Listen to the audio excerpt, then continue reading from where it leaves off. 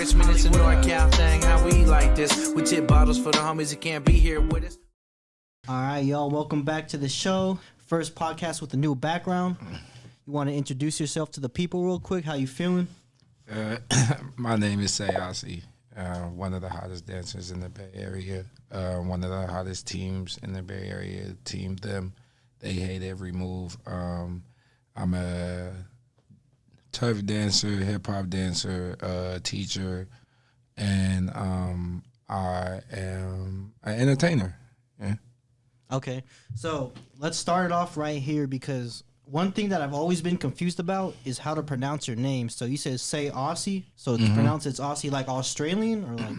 Well, my name is Ausee. So, and Ausee came from my dad used to drive AC transit buses in Oakland, like back in like the 90s. And he used to drive the one down all the way through to from the one to the hundreds. And one of the streets in the east was named Ausee. And my mom was going to name me something like Malik or some shit. My dad wasn't having that. So he just named me Ausee. So it's short for Ausee. Everybody call me Ausee. That's my nickname. Family nickname, childhood nickname. You know, friends call me Ausee. It's short. But say is my like own thing. I just put like in the front of it like how YNW Millie got YNW. Like, so say means same as you because I'm just like everybody else. It's a mental thing. If I can do it, everybody else can. It's putting your mind to it, consistency, working hard, and things gonna come. Right. Okay. And so where exactly were you raised at? I was raised in Richmond. I was raised in Oakland. I was raised in Hercules, around those areas. Okay, so you moved around the Bay like during your childhood? Mm-hmm. Okay. For sure. Yeah. And then how did moving around from like city to city just influence your mindset, and like how you view things? I just got around people. I really was growing up. I was always like a out of the box type of kid. So, and I always wanted people to like necessarily like me for something.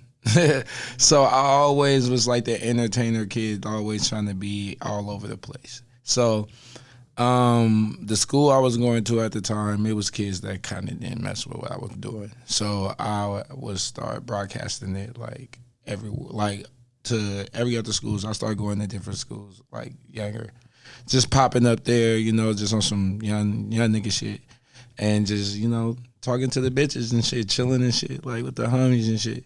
But I ended up just going from not only my school, I was going to like out of Richmond area. I was going to like Berkeley and shit. I was going to like all the schools in Oakland and shit. And I started getting friends in Oakland and shit.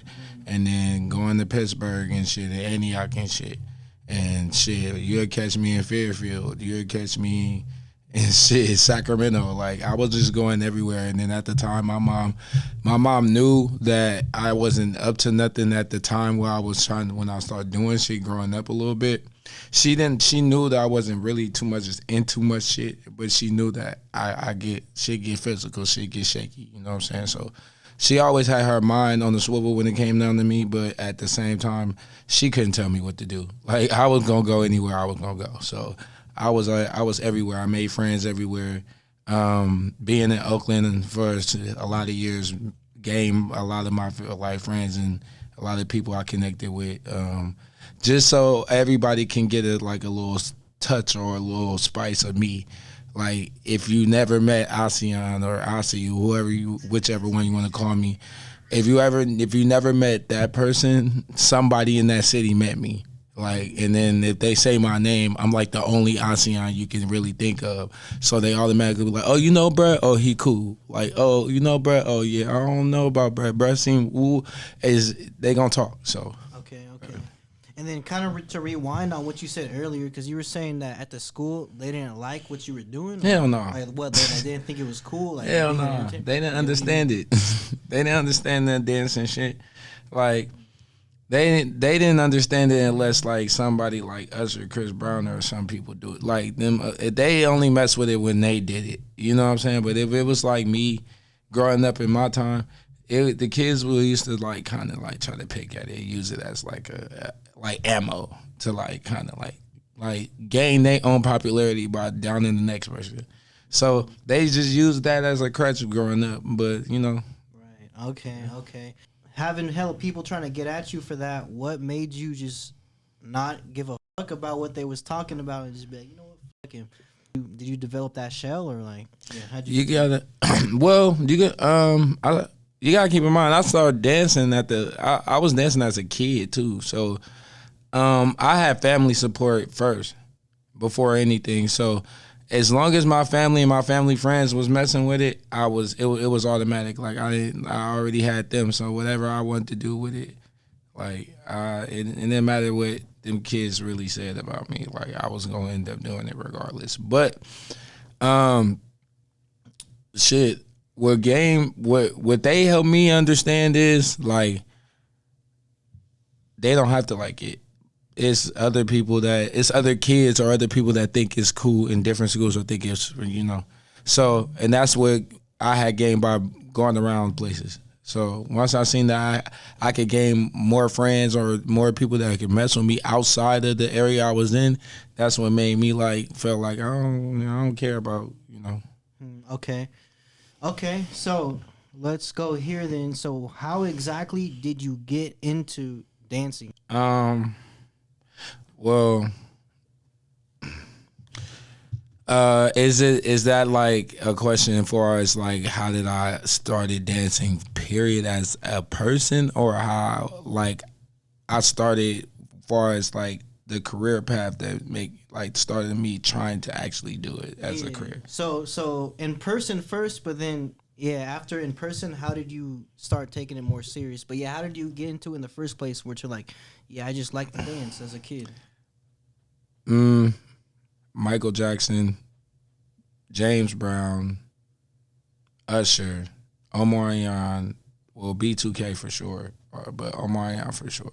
Well, like just watching them on TV? Yeah, like I got influenced by like the music my mom played in our house, like all the old school stuff. Like my mom's 60. My mom was 68 now, so my mom an OG. So it's like she been playing stuff, and she from New Orleans, so she played OG stuff. Like when I was young, she was playing Michael. She was playing Teddy Pendergrass. She was playing James Brown. She was playing The Temptations. She was playing these old school bands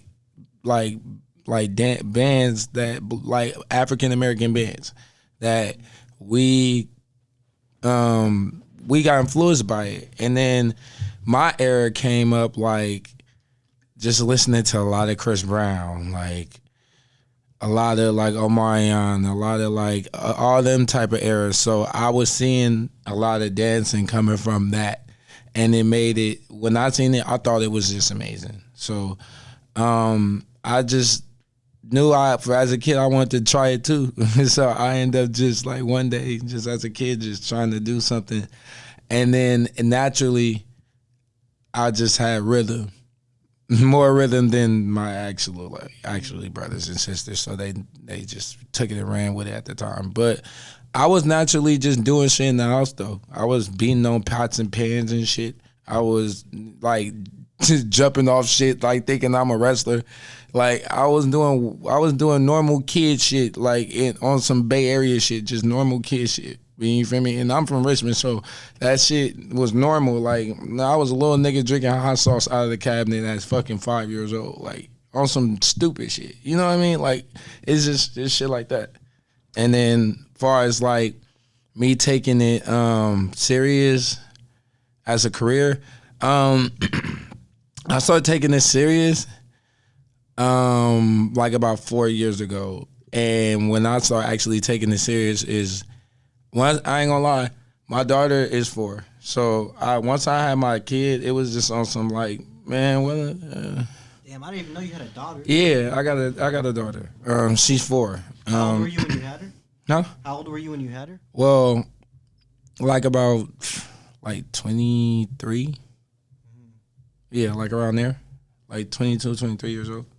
So when I had her, it was like I was still living in that lifetime or that prime time in life where it was like, you know, I'm gonna have fun and shit like that. But when I got to when my daughter came, it was just like, what the hell I'm gonna do?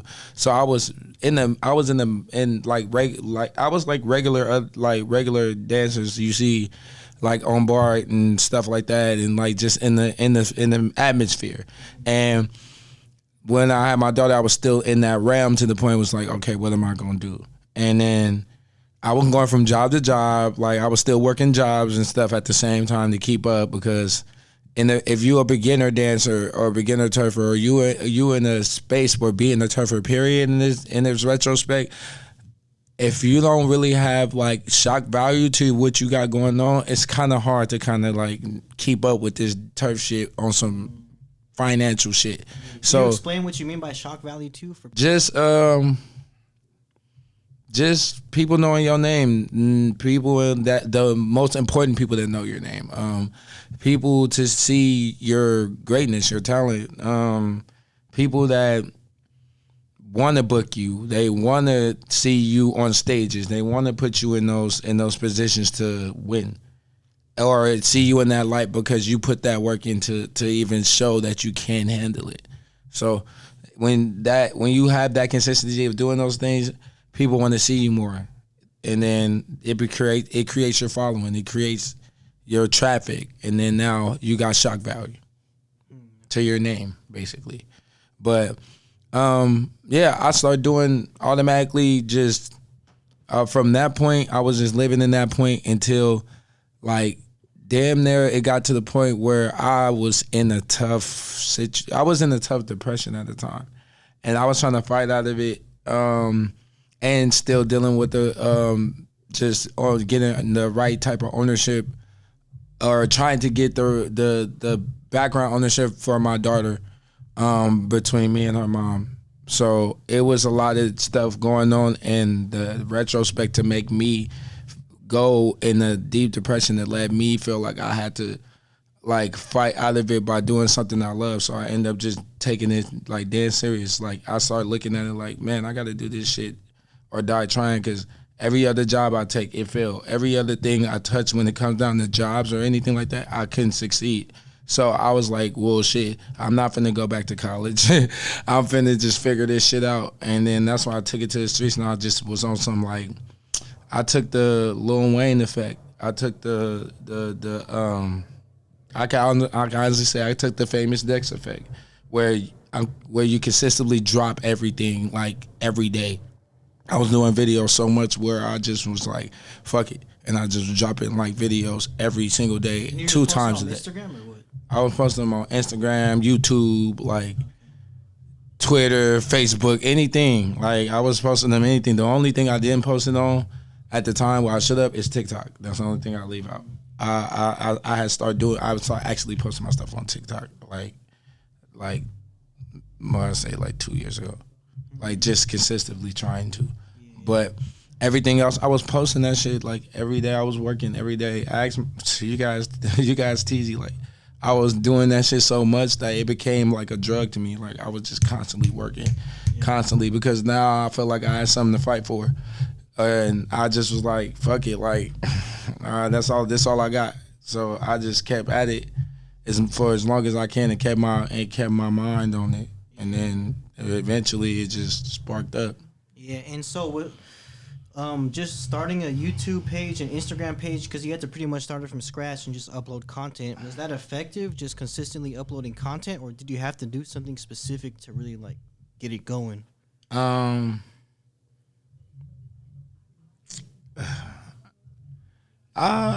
ain't gonna lie, I didn't have no strategy, bro. I was just also like, man, I'm posting this. like it got to the point where it was just like, I'm all right, I'm gonna post a video in the morning, and then I'm gonna post a video for later. Like it was like that. Like I'm gonna make a video. I'm gonna make 2 videos. I was doing like 6-7 videos a day. I was switching clothes, making videos. That's how dedicated I was. I was doing that shit like it. And I'll fuck around and do that shit for 3 days straight, and for different songs and different artists and all type of shit, and motherfuckers that think that I've been outside for weeks, but I be in the house just posting videos, like chilling, cause I didn't went and strategize my way to have so many videos. I just be like, fuck it, I'm gonna post this one today. So I do like, if I get to the cameraman, I do a video for the morning, like the morning vibe, and then I do a video for like, you know, the popping time where it's like everybody, you feel me, on some like I'm turned up. I do it for that time and then keep it, you know, circled like that. And then the more I was doing it like that, the more people just kept seeing it and kept seeing me. And I thought people were gonna get tired of me, but they didn't. So yeah, okay. So, because now fast forward to today's time, of course now it's different. Like you're popping, people know who you are in the Bay Area. You're a known factor. So what did it take to get? Was there like a certain breaking point, or was it more of like a slow grind? Or what did it take to get to that point?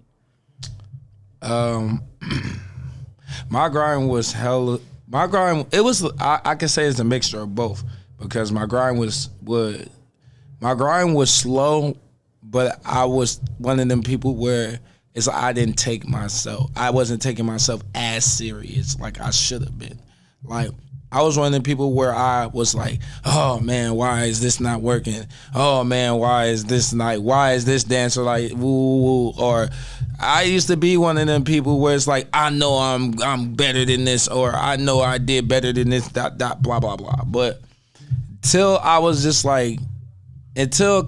just sat down, I was like, bruh, like I'm my own worst critic, so I gotta kind of back up what the fuck I'm talking about. If I can do all that shit that I'm saying, I might as well just do it. So it got to the point where I finally was like, fuck it, I'm finna do it. That's when the shit starts like slowly picking. And that's why I was just like, I feel like this was like a God's calling up a natural thing, because I feel like the longest of time, if I would have stayed in that motion where it's like, oh, I'm complaining, all this shit ain't this, I wouldn't have got here. Like, it took for me to actually be like, fuck it, like, I'm finna just actually try. And then when I actually just put in the footwork to try, that's when shit starts slow. It starts slowly getting there, because the first year I was doing it, I was seeing the like slow numbers just start coming and coming, but I just wasn't really tripping off it. Like, but then that whole year I was just like networking, making shaking hands, making friends. Like I was just, so a lot of it I was posting, but a lot of that time I was just shaking hands, making friends. And then the second year, that's when motherfuckers start getting more acquainted with me. Now I'm posting this much, we're giving the people what they want. And then just me shaking hands and making friends, I got tapped in with certain people. Like, and that actually helped me kind of like push my shit a little bit further, just a little bit more. Yeah. And then I just started, executing it all, the rest of it on my own, and then kind of picking up everything. Yeah, and what year is this too? Cuddy, I dropped that Big Steppin video when? It was like 2 years ago. Because people don't know about the Big Steppin too, so... Yeah, so the Big Steppin thing, the Big Steppin incident, like before that, was that your biggest moment? I had big moments. You know how you have big moments and shit, and then like people still see you, but they don't put their magnifying glass to be like, oh, okay. Like it was like that. It was like for example, before I did the Big Steppin 3 years back, I was on Tyga's Flossin the Bank video. Like before that, like I did a couple videos for certain niggas, and then people just shied away from it. Like, so it was like I didn't have big moments and big shit, and then did some shit, but it was just not my time at the time. Okay. Sometimes you gotta wait your turn. So what happened with the Tyga video that you were in? How did that come about? Well, my partner, I got a best friend in the dance game. His name is Skeeter.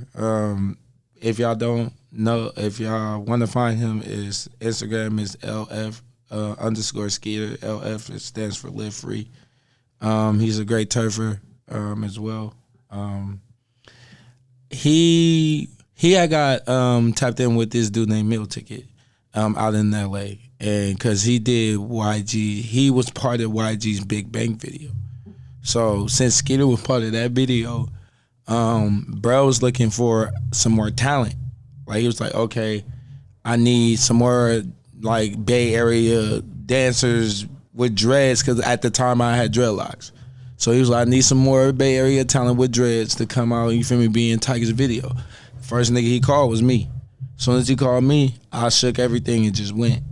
I didn't even know if I was gonna be on the video. I just went out there. And went out there, tried my luck. At first they wasn't fucking with me, but I told them, I'm like, bro, I just came from the Bay, bro. I ain't going back there unless I'm in the video. They put me on the video. And then got on there, danced for like we was more out there chilling than dancing. We danced for like 20 minutes, like 15, 20 minutes, not even that long. And then right after that, we chilled, we was in the desert. We was like Death Valley somewhere. We was in the desert. And so it was a lot of sand and shit. We riding in dune buggies and fucking shit. We get all the way back to the set. Niggas sent us back. And they sent our bread through the little email shit. And then we had to just do the little certification shit to get our money. But that's how I got on that. Was that hella motivating for you after that incident? Hell yeah, bro. I was motivating as fuck. Nigga, I got on that shit. I was juiced as hell. I was on the motherfucking tour bus or a motherfucking bus thing with like, or sprinter bus with like, it was like 3 sprinter buses full of bitches. I'm sitting there like, I'm looking around. I'm like, oh shit, like, nigga, this real, bro? Like, and it was lit. Like the whole ride there was lit. Everything was paid for. Everything was solid. Like when I left there, I was like, I can't wait for this video to come out, bro. It's gonna be fire. It's gonna be fire. And then when it came out, bro, I felt like I was one of them niggas. I ain't gonna lie. I felt like I was one of them niggas for sure. Okay. So that was like a big accomplishment to me for sure. Yeah, like, of course. But yeah, nah, I ain't been doing shit. But when I did, back to like how it became, like when I started picking up shit. I had Stunnaman had hit me for a minute because I've been fucking with him for a minute before Big Steppin and shit, like for a few years. So me and him was already cool. But you know the circle, like you cool with Bulu and you cool with Philly, like you gonna end up being cool with them niggas too. And then it's like I already knew Jordan before, like and Bulu already, so it just everything went to a loop. But I was already cool with Jordan through my partner Fabe. Fabe was a rapper. Fabe be rapping too. He out in San Francisco. And when I met him, he was always like, "Oh yeah, bro, like you be dancing, you cool, you clean, bro. I want to get you on something. But he always just was talking. So I was like, okay, well, but his energy was always cool, like amazing. So I was like, oh yeah, he a cool nigga. So one day, like, he was hitting me like, bro, I got this song, bro. I got this song. Me and Quake made the song, bro. Like, bro, I need you to dance on it. I was prolonging that nigga for a hella long. So when he first hit me about it, it was like we was in COVID. You feel me?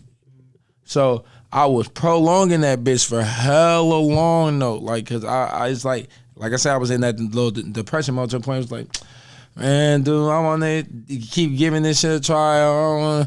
And then I was like, man, fuck it, I'm finna do this shit, fuck it. I went outside and made like my first 7 batches of videos, and one of them was Big Steppin.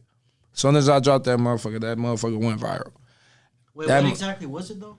Huh? You said your first batches of videos with Big Steppin, but what was it? It was just like you dancing to the song? Like I was dancing to the song, but I was making like I made 7 other videos. So I made a video for Mitch that day.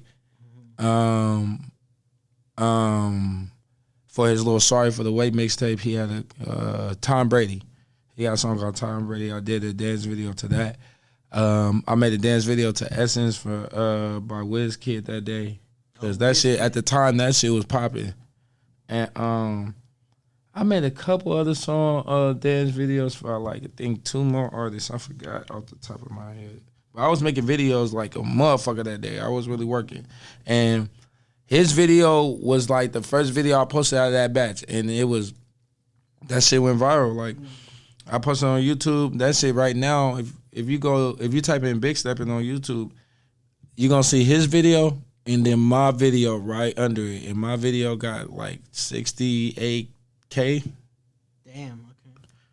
Since that time, so that was a big video. Everybody on Instagram and everything. Once you post on something else and it goes up, it's gonna go up everywhere else. So I posted on Instagram, that shit was going up. So I was like, ooh, okay, this might be. I might got me something. So let me milk this. So I just started posting like other videos I got. I started posting that shit like every day. Just boom, this day post this one, boom, this day. Then I started thinking, all right, I'm not going to post the same video with the same outfit on. I got to switch it up. Boom. So I started bringing outfits with me. Boom, switch it up. Boom, boom, boom, boom. And I was just doing that for like that whole rest of that time. So the more I was doing that, the more I was just like fucking with my resources at the time. So. Okay. So why do you think it got 68K views as someone who was just starting for real? I didn't really think about it like that though. That's crazy. The algorithm was just fucking with it. It must have picked it up. Yeah. You know what I did? I might say this hella funny, but you know what I did? Big Steppin was popping, so you know how Soulja Boy like kind of took like when In the Club was popping with 50 Cent, he switched it and put you feel me? He put In the Club, but it was really Soulja Boy shit. Oh yeah, on LimeWire. Yeah, on LimeWire. I kind of did like that a little bit. Where I just put like I didn't put like, oh, dance video Big Steppin, blah blah, because I kind of got the remedy like if the song popping at this moment, motherfuckers gonna type in that song name. Like they're not gonna type in dance video blah blah. So let me just put Big Steppin.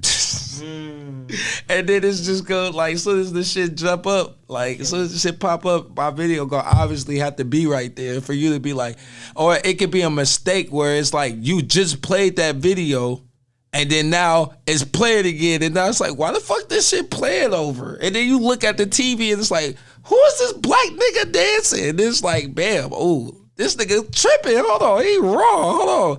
Now you watch it. I didn't have fans and some supporters really come to me and say, that's how I found you. Like I found you on my TV. Like nigga, I ain't even know like you at all. I found you on my TV and then I just typed in your name from your display name on YouTube and then found you on Instagram.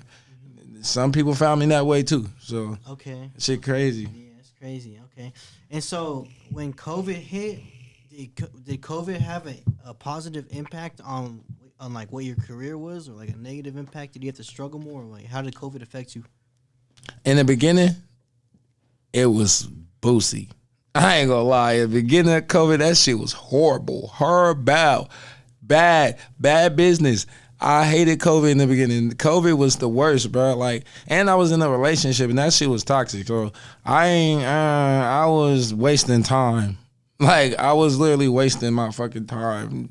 Like during COVID. So it was a lot of money spending and there was a lot of like just time wasted. So in the beginning it was just like, ugh. Now we had to stay in the house. Now I got to, So I wasn't fucking with it.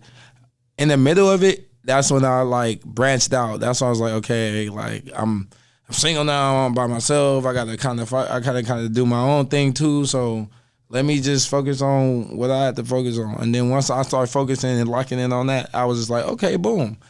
I like let me just keep doing this shit. Like now I got time. Now I got more time for this shit to be doing shit. You feel me? Because I was making time for my child, time for my family, time for my friends, time for the girl I was dating, I wasn't really having my own time. So I just end up like locking in the middle of COVID, and that's when shit started. And actually saying fuck staying in the house and going outside. Like, so I was just like, once I got to that point, COVID started getting kind of smooth for me. Yeah, like, it started getting smooth a little bit. I was still working some jobs here and there. Yeah, okay. It was smooth. So after coming after that Big Steppin video, now you're getting some steam. People are knowing who you are and whatnot. It's different as a rapper, because I interview mainly rappers and whatnot. But it's different as a rapper trying to promote your music and get your career started. You have to like go to shows, record music. But as a dancer, what's the difference? Like, what do you have to do to keep your momentum going? How did you keep your momentum going after the Big Steppin video? I was already going out, so it wasn't that hard for me to connect with people, and I already knew people. Like in the retrospect, like I knew Stunnaman before he became Stunnaman, like, or before he became the Stunnaman everybody know. I knew Capolo before he became Capolo. Like I knew Mitchell before he became produced by Mitchell. Like I knew hella niggas before they became who they are, what they do. And I know niggas talk like bitches talk, so name gets around. But I just knew niggas, so it was easy for me to just bounce around and fuck with people. And then dancing to shit that motherfuckers fuck with. Like at the time, you gotta keep your ears to the streets. Like I kept my ears to the streets and seeing what everybody was like bumping in their cars when they was fucking with. So I just took that narrative and just like gave people what they want. Like, and the more I was getting seen off doing that and off the songs they wanna, especially off the artists. If I'm dancing and I do a dance video to the artist song, and that shit going up, and he fuck with the content so raw, it's like, oh, this nigga raw. Even if it's not going up, it's up is what motherfuckers think it should or whatever. Or the algorithm might not be at the right time. The artist might still fuck with the visual to the point where he be like, man, bro, like if I post on my page, I'm gonna fuck with you. Fuck that. Come out to a show. Man, fuck that. I'll pay you to do this. Man, fuck that. Ooh. It's like you giving them a product. So when you pushing yourself, which is your product, it gives you the booking. It's like people that person gonna fuck with you, and then if that person posts you and do whatever, the other rappers and the other people gonna be like, oh shit, I want that nigga for my video for this. Or all right, I'm gonna keep him in mind. I'm gonna use him later on. Like, you feel me? I'm gonna let motherfuckers fuck with him now, and I'm gonna use him later on type shit. It's just like how you put your you know. Okay. Just like feeding the streets and connecting with and networking and kind of like marketing and strategizing. Okay, and from your experience, are other artists or rappers or people, do they try and involve you in politics and shit, or do they understand that like, yeah, I'm not part of that? Most rappers understand that I'm not part of that. But it's the way I carry myself. Like I don't involve myself, even if certain niggas know that I fuck with certain people. Like, I don't involve myself in their business. So I don't, like, whatever they got going on in the streets, I lead them to do in the streets. Like, I let them do their thing. There's certain rappers that kind of sometimes take me politicking. Is if I do a dance video or been on a video for a certain artist that they don't get along with, and then they ask me to do one, and I don't be biased. I do it, but if I'm doing it, like, for example, if I'm doing something for free, like if I'm doing something retrospectively for free, especially coming out of my city, because for my city artists, like for the artists in Richmond, we don't get a lot of like.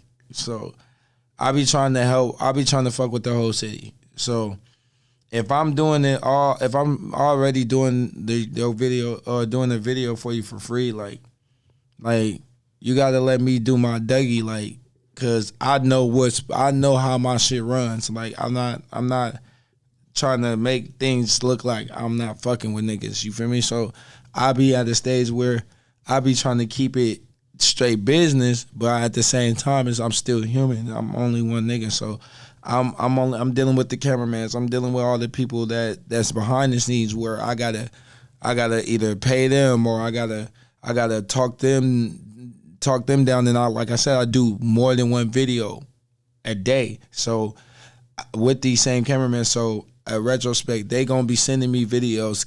Like sometimes they don't send me all the videos at one time. Sometimes they partially send it like, boom, to this day.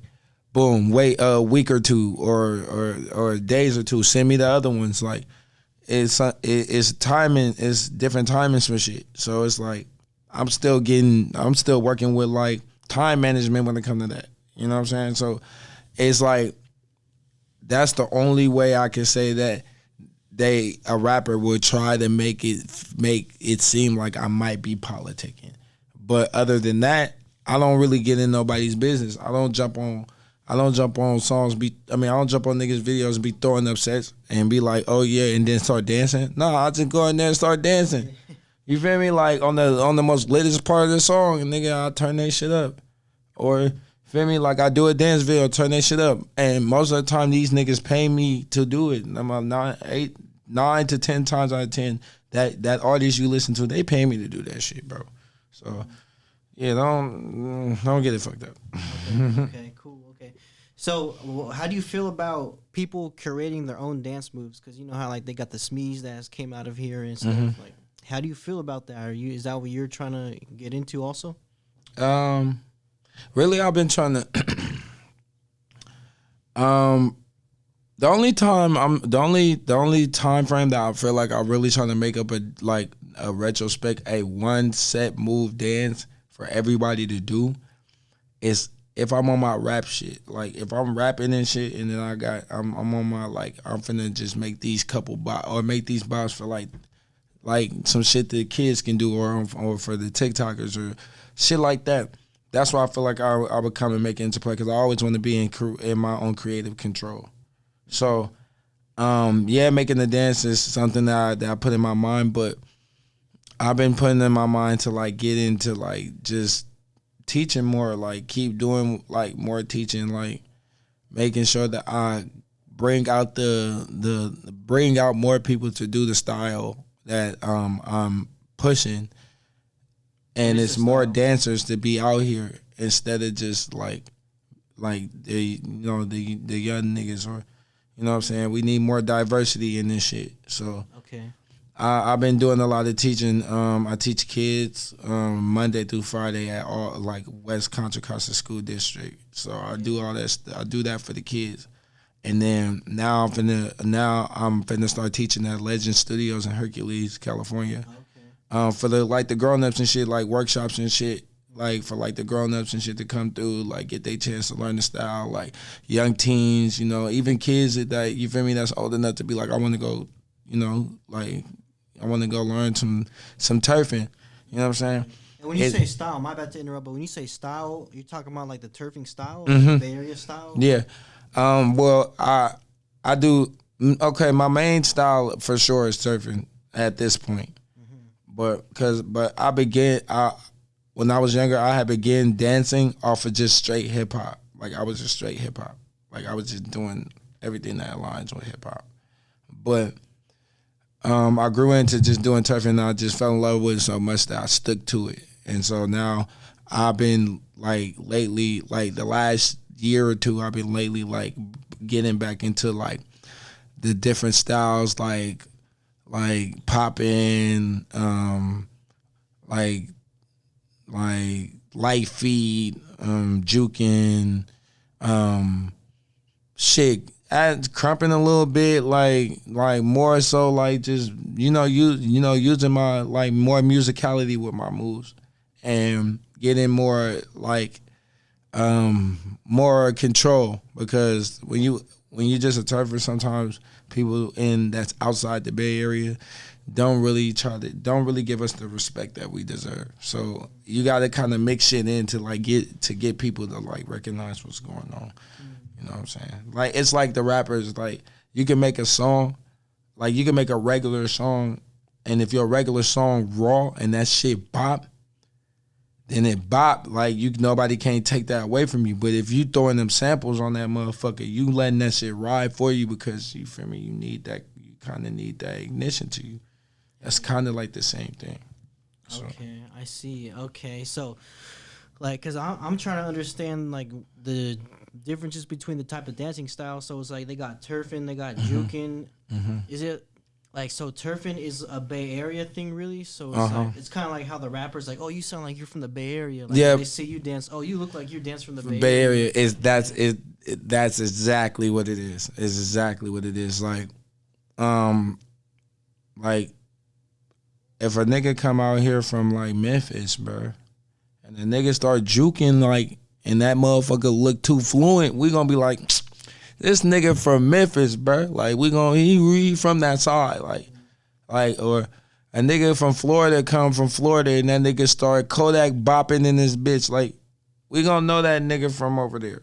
Like we gonna tell, or a Chicago nigga doing they little shit, or you feel me? Like New York niggas, we just battled New York niggas. You feel me? We just got battled some New York niggas yesterday. I ain't gonna lie. Yesterday I battled 7 times, bro, in one day. 7 times in one day. I went to a tournament in San Jose, battled 5 times, well 6 times, and then I went back to Oakland to this battle called RPS, which is rock paper scissors. It's a big thing that we been doing for like turfing and for years. Where we battle New York niggas. You feel me? We had them come out, or we go out there and then we battle it out to see who's the better. Who's the better West Coast or the East Coast. That's interesting. And we did that yesterday. So yeah, like bro, in the retrospect, bro, like in reality, this shit it's a game, bro.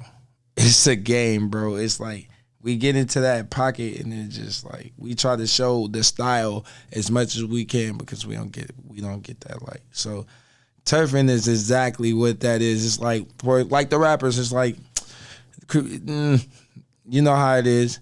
So a lot of Bay Area rappers stay in the Bay. But the same with dancers. A lot of dancers can be stuck out here too.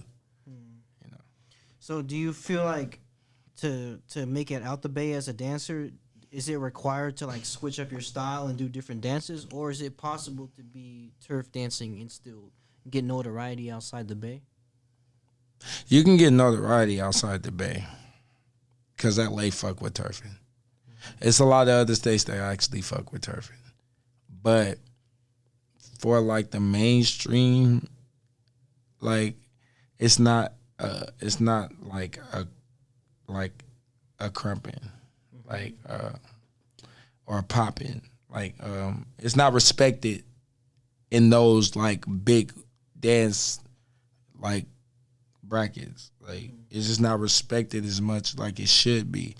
So when, like for example, my teammates just went to Red Bull in Chicago because they competed for the Red Bull and they actually got by and won like the Oakland Red Bulls and like the Red Bulls in different states. Mm-hmm.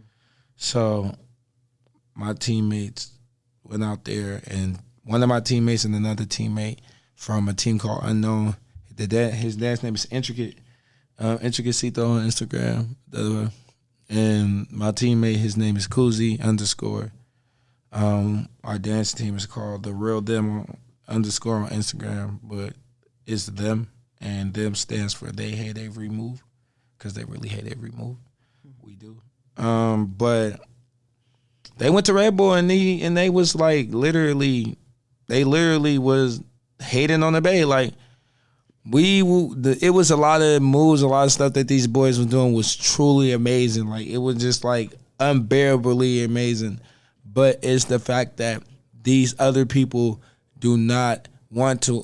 They don't want to understand the style of turfing, because for years they undermined turfing, so they didn't want to see that shit. So they was being biased to shit. We never get to win and get past shit. They treat us like it's a bottom feeder type of style, and that's what we get frustrated at, and that's why we become fierce. So when we have to, some dancers do some in the atmosphere of the mainstream shit, sometimes you gotta like mix that shit in, because that shit don't get the light that it's supposed to, as much as the years it's been out here.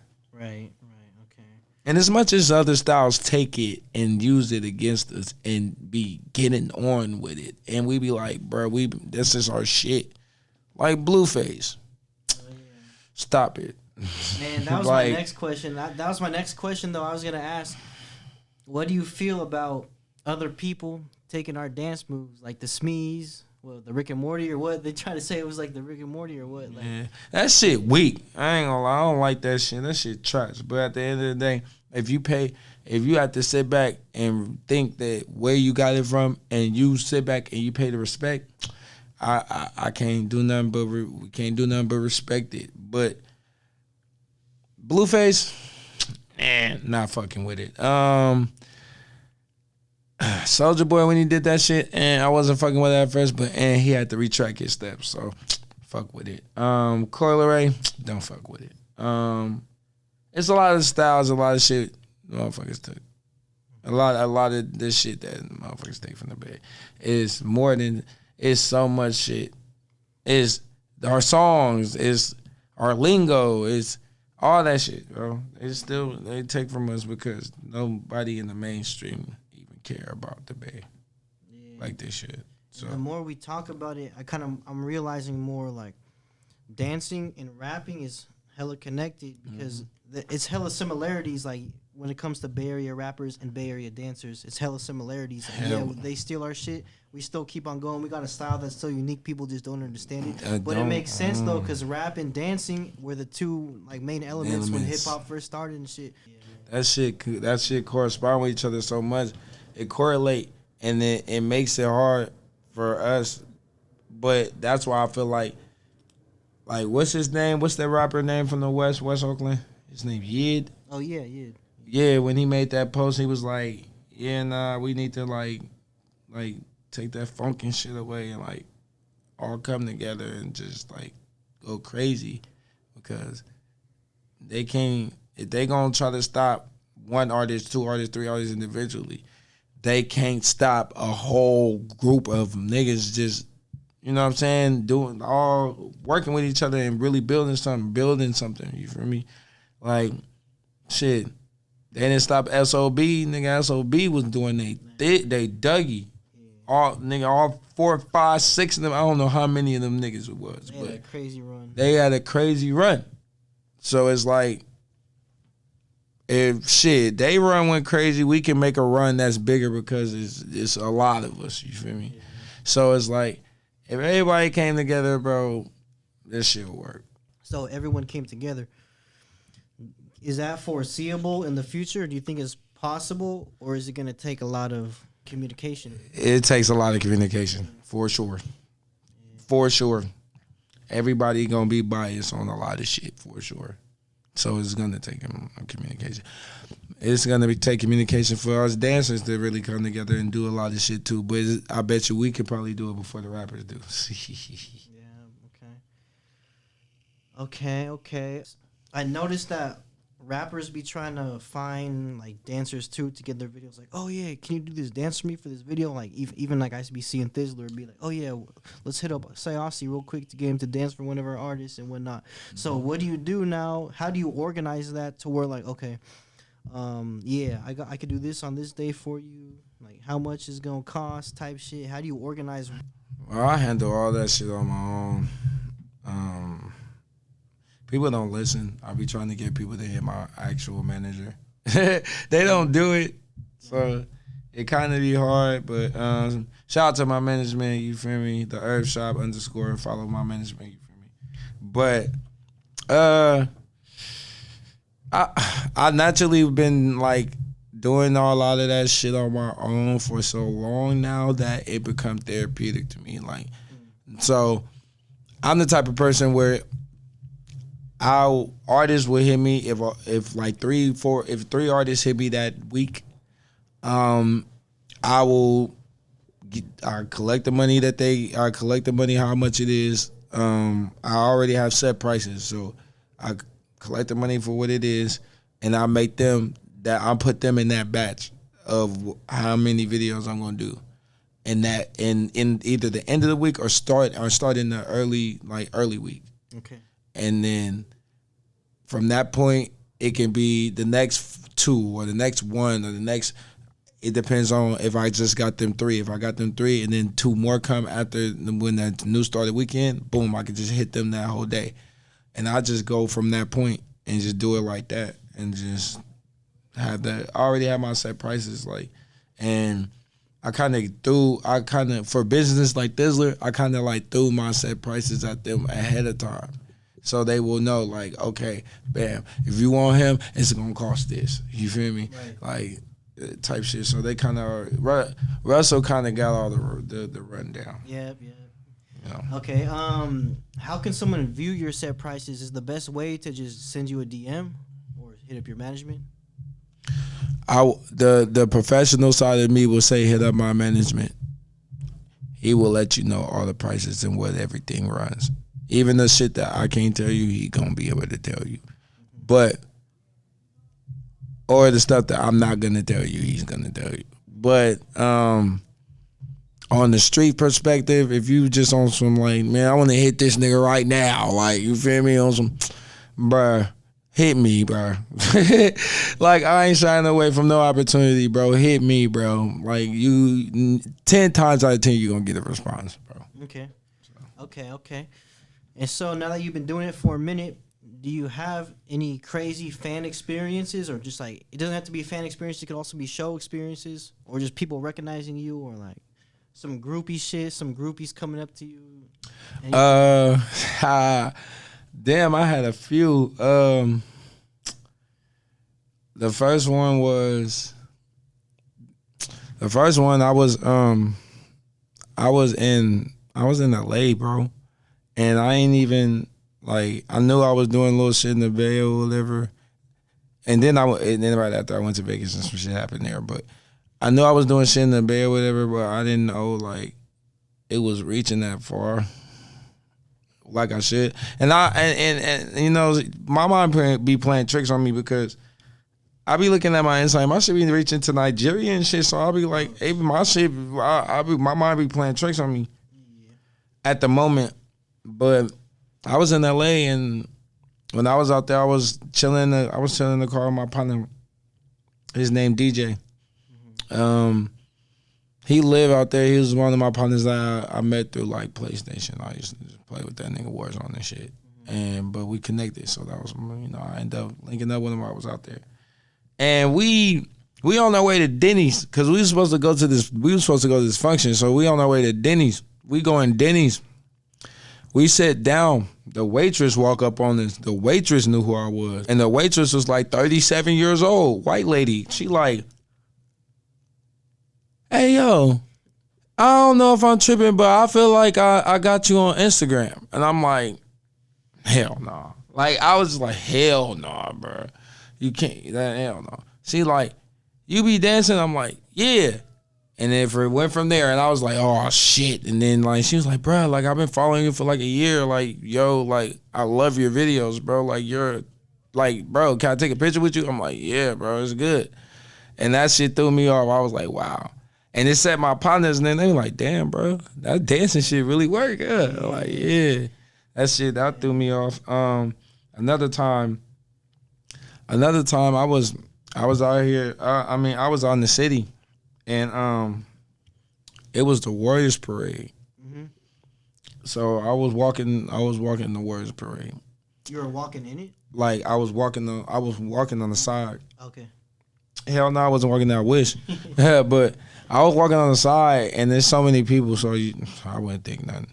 But it's so many people, and these group of females ran up on me, and it was like, oh my God, like, you that famous dancer? I'm like, oh shit. And then shit, they all was stoked. They was going crazy. And I was like, damn. And then another time, shit, this, I ain't gonna lie, this one I got me. I was chilling. I was actually just had got done doing jock video.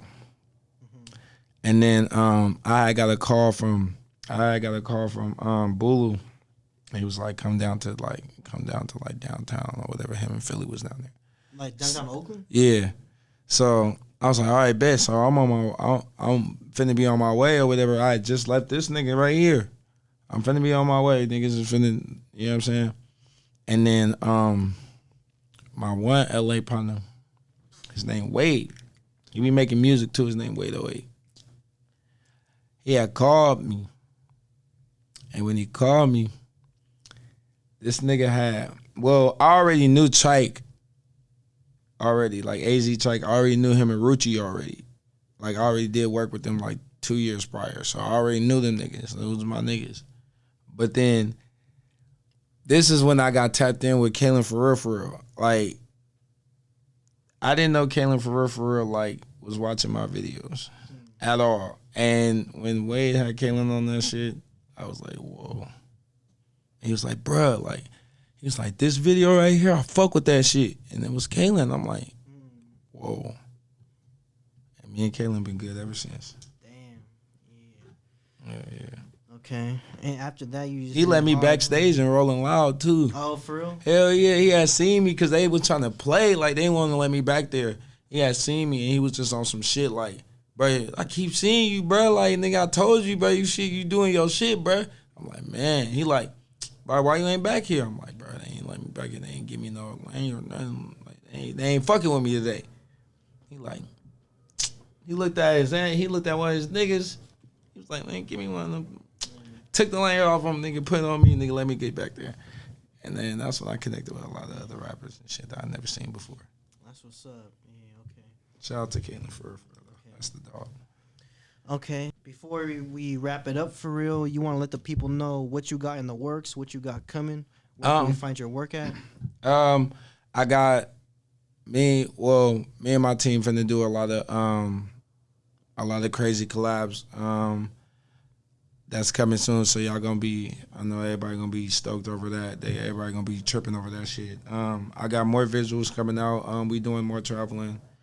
I got a LA run I gotta do, Seattle run I gotta do. So, and after me doing the battle with the New York niggas, you feel me? I got connected with them, so I'm finna be out there in New York doing some shit. So we got that in the works. Teaching at Legend Studios, I got that in the works. So for people that want to come and want to learn the style, want to get taught by me on the style dancing, turfing, I'm even gonna try to add in just the whole fledge of hip hop, my style of hip hop, how I do shit and how I groove into shit. For like another class maybe, but that I got that in the works. I'm trying to work on my own, work on my own film. It kind of like symbolized me, like my own life, how I started and what I came from, like my city and everything. And then so I'm kind of like, I've been writing on it for like a year and a half now. So I've been kind of like working on like kind of like seeing how I want to do that. Me and my brother rebranding the herb shop. The herb shop is the herb as in URB shop on Instagram. We revamping that for all the sea moss users and every stuff and all that. All the people about that, that mess with that and want to keep their body right. We revamping that. We got a fashion show coming up soon in a couple months. So we pushing for that. Journey finna be performing. TZ finna be performing. Derek Neally finna be performing. Wait, where is this? When is this? This is gonna be at CoBiz in Richmond. You can type in CoBiz on maps and it's gonna pop right up.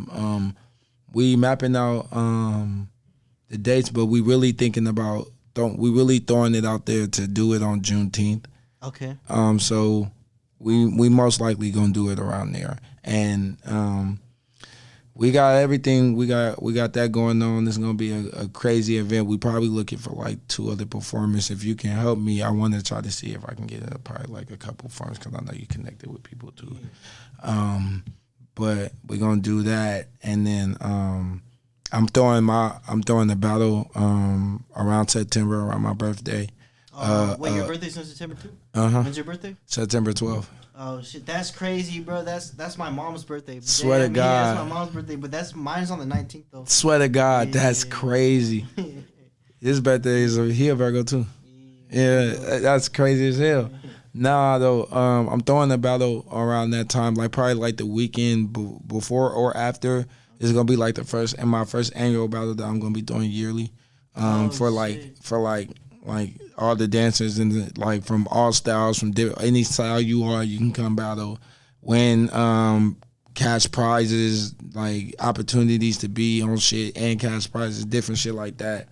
Also, I am be on the lookout because I am finna start dropping some music too. I'm finna be dropping nothing but singles real quick. You feel me? Just to knock out some shit, but all up tempo, all like club bangs or in the car bangs. You feel me? I'm trying to like rebrand myself into putting my music and shit like that into my dancing and kind of take it to that point. So it's gonna be a lot that's coming from me. Y'all gonna just be on the lookout, bro. I'm working, and it's gonna be a lot of crazy shit going on. A lot of music, a lot of connecting. I'm gonna have some great songs. Great dancing with it. Make some dance shit for motherfuckers to do in the club with it, like y'all like Big Steppin. So there's a lot of shit that I can make on my own, of course, that can do some shit. And then shit, you can hear music from me. Me and Johnny gonna have shit coming. Me and DK gonna have shit coming. Oh, yeah. Me and TZ gonna have shit coming. Shit, I talked to DaBoii. Me and DaBoii gonna have some shit coming when I get my feet wet. A couple rappers, you feel me? Of course, me and Bulu gonna jump in some shit. Like, I'm working, you feel me? So we gonna come correct for the summer and then towards the end of the year going into 2024. Hell yeah, that's exciting, man. Say, Ausee, I'm glad you were able to make it. I appreciate you. Oh God, thank you for having me, man. Hell shout out to NorCal Next Step, bro. Y'all doing y'all shit, bro. From the start, from when I met y'all niggas. I met you, bro. You been doing your shit, bro. Appreciate that. So you feel me? You know what I'm saying? Keep your eyes on NorCal Next Step, bro. They doing a lot of shit for the young and talent, man. So shout outs to NorCal Next Step. Y'all been rocking with me, so I'm going to rock with y'all harder. You feel me? So, you know what I'm saying? Be on the lookout. And, hey, don't be biased to none of the artists that's on there. You feel me? He posts everybody. You know what I'm saying? Everyone gets a chance. Everybody gets a chance. So if you like that artist, bro, fuck with him. You know what I'm saying? And if you fuck with NorCal Next Up, you feel me? Hit that follow button. You feel me? And go check out this YouTube. And bro. the subscribe button too. You know what I'm saying? Go check out his YouTube, subscribe, hit that bell beside it, you feel me? And fuck with your boy. You feel me? And go fuck with my shit. You feel me? Say Ausee. You feel me? On YouTube, TikTok, Instagram and Twitter, anywhere you could type in my name, you gonna find me. Like, you feel me? So SAYAUSEE, SAYAUSEE, bro. Follow me.